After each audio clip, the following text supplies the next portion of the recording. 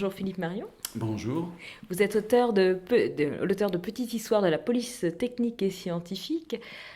Comment est né cet ouvrage? Alors en fait, durant mon travail, je fais des présentations de police scientifique et au tout début, il y a toujours quelques diapositives sur les premières fois avec Alphonse Bertillon, Edmond Locard.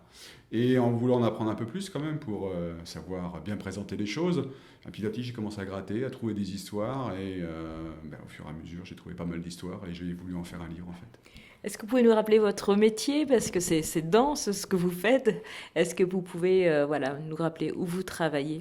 Alors, je travaille au laboratoire de police scientifique de Lille, à ce qu'on appelle l'INPS, l'Institut national de police scientifique, et je travaille dans la section physique-chimie. Alors, c'est tout ce qui est analyse de résidus de tir. Donc, quand on tire avec une arme à feu, il y a un nuage de fumée, et dans ce nuage de fumée, il y a des particules qu'on va retrouver sur les mains d'un tireur. Est-ce que comme dans les séries télé, comme dans Les Experts, donc vous êtes sur la scène de crime, vous ramassez les balles, après vous êtes dans le labo et vous arrêtez le coupable 2 jours après?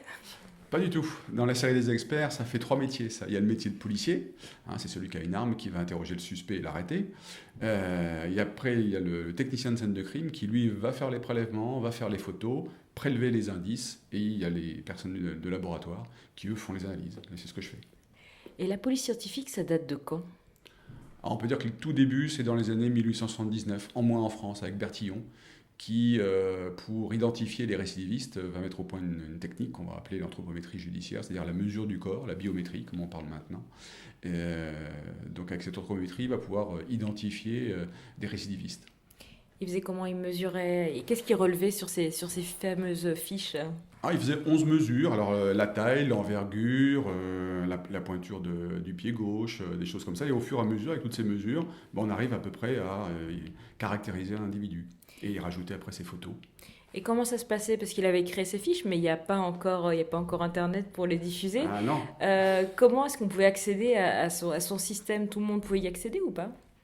C'était des fiches qui étaient c'est devenu l'identité judiciaire, donc c'est là où il y avait regroupé toutes les fiches de France, qui étaient regroupées à Paris. Et après, c'était un moyen... donc il avait inventé un petit système, c'est-à-dire que pour chaque mesure, il avait fait une répartition en grand, moyen, petit. Et donc, on partait d'une première mesure. Si c'était grand, on avait un fichier des grands, et ainsi de suite. C'était à la main, il n'y avait pas d'ordinateur. Donc, au fur et à mesure, plus il y avait de fiches, plus c'était compliqué.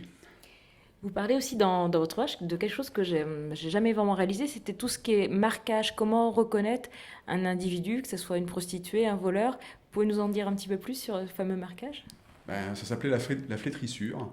Donc jusqu'en 1832, date à laquelle ça a été interdit, on marquait les criminels au fer rouge pour savoir déjà qui c'était les criminels et que donc s'ils recommençaient, on savait qu'ils fautaient pour une deuxième fois. Et chaque marquage était presque caractéristique de la faute qu'il avait commise. Il y avait quel type de marquage? Alors pour la prostitution, c'était la fleur de lys, comme Milady dans les Trois Mousquetaires. Il y avait le F pour faussaire, je crois, et le V pour voleur. Je ne suis pas sûr, mais je crois que c'est ça. Et après l'arrivée des empreintes digitales, on le doit à Bertillon ou à quelqu'un d'autre? Alors on le doit en fait à plusieurs personnes. Ils ont été plusieurs à la fois à découvrir les empreintes et le fait que ces empreintes elles étaient valables de notre naissance jusqu'à notre mort et qu'elles ne bougeaient pas. Après il y en a qui se sont dit que tout qu'on fait pour identifier des criminels, ça pourrait être utile. Et puis après, il y a ceux qui ont commencé à créer des systèmes de classification de ces empreintes digitales, parce qu'une fois qu'on les a, c'est bien. Mais quand on veut en faire des fichiers, il va falloir les classer. Donc il y a plusieurs personnes, et notamment un qui est très connu, qui s'appelle Francis Galton, qui lui a fait le premier ouvrage sur les empreintes digitales. L'écriture, ça a été aussi quelque chose d'important dans la police scientifique. Vous parlez de l'affaire Dreyfus, comment on peut... l'étude de l'écriture a été aussi quelque chose de primordial. Ouais, ça fait partie des activités des laboratoires, les faux en écriture. Et là, sur l'affaire Dreyfus, Bertillon, il s'est trompé. Il a fait une mauvaise expertise. Et lors du procès, on a fait appel à des mathématiciens pour prouver que tous ces calculs statistiques dont il avait fait l'usage étaient malheureusement faux. Et donc c'est ça, c'est quelqu'un de brillant, mais qui était tellement sûr de lui qu'il allait jusqu'au bout, il n'a jamais voulu dire qu'il s'était trompé. Non, il n'a jamais reconnu. Il n'a jamais voulu reconnaître, même sur son lit de mort, il n'a jamais voulu reconnaître qu'il s'est trompé sur Dreyfus. Mais bon, on ne sait pas bien pourquoi, en fait, c'est pas très clair. Et où est-ce que se forment les jeunes policiers? Est-ce qu'il y a un lieu comme ça où les policiers peuvent apprendre ce que c'est que la police scientifique? Parce que j'imagine que c'est pas quelque chose d'inné, il faut comprendre les méthodes pour pouvoir bien pour pouvoir bien sauvegarder une scène de crime? Alors, toute la police scientifique, elle est regroupée sur un service qu'on appelle le service central de police technique et scientifique. À la fois, c'est un organisme de formation pour les personnels de police technique, puisque quand on est recruté, on a à peu près 2 mois et demi de formation initiale.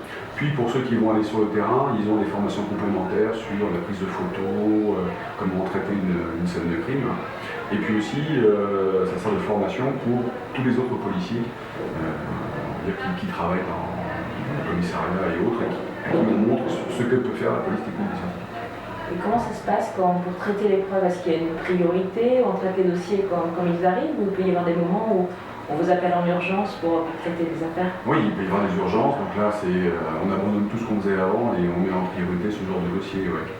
Vous êtes amené à aller dans les tribunaux pour parler de vos découvertes, en tout cas des preuves que vous avez pu mettre en lumière?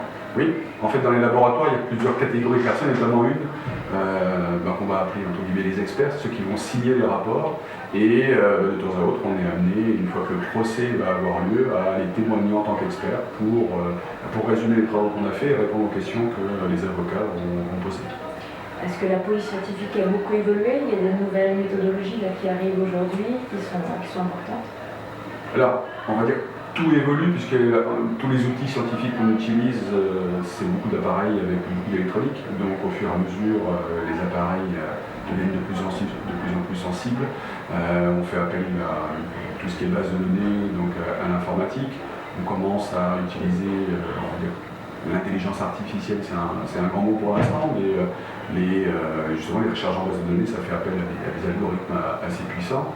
Et puis, par exemple, maintenant il y a le portrait robot génétique, donc à partir d'un ADN, on va pouvoir identifier la couleur des yeux, la couleur des cheveux, la couleur de la peau d'un individu. Et là, tout d'un coup, il y a une image qui apparaît sur l'écran, c'est ça, avec tous ces éléments? Non, il y a une sorte... on donne simplement, on va dire, un nombre de chances que la personne ait les yeux bleus, les cheveux de telle couleur et autres, non, pas encore. Il n'y a pas une image 3D, il n'y a pas un ça, hologramme qui apparaît sur téléphone? Non.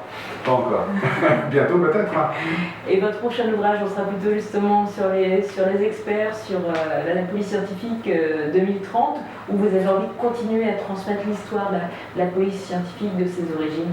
J'aimerais bien continuer à parler des origines de la police scientifique, parce qu'il y a plein d'autres domaines, donc la balistique, il y a les analyses de terre, il y a plein de choses, plein d'histoires encore à raconter.